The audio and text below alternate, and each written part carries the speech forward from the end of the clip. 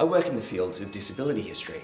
That is, I look at the different ways in which people are included and excluded from the national community, particularly through things such as measurement and statistics.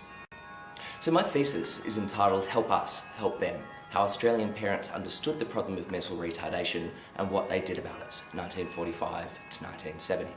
In the 40s and 50s, mental deficiency had an incredibly bad reputation. Half a century of eugenic thought had associated mental deficiency with crime, delinquency, degeneracy, and inbreeding. When parents, particularly middle-class parents, were told that their children were deficient, they often railed against the diagnosis, often head-on. Other than providing residential accommodation institutions, Australian governments did very little for children who were diagnosed as mentally deficient.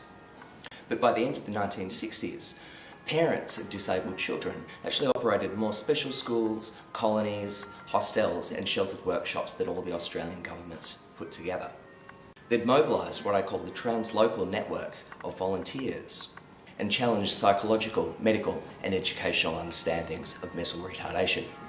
For 10, maybe 15 years, parents had become experts on their own children. More importantly, they'd launched a massive series of publicity and fundraising campaigns, which changed, rehabilitated really, the reputation of mentally deficient children and adults in the Australian community. So this was something of an effervescent moment. By the early 1970s, counsellors, psychologists and school teachers had moved back into the field and reclaimed the expertise from parents. But for a few years, Australian parents dominated the problem of mental deficiency in Australia. You can read more about my work at davegearl.com or on our REGS collaborative blog, which you can find at bit.ly/regsblog.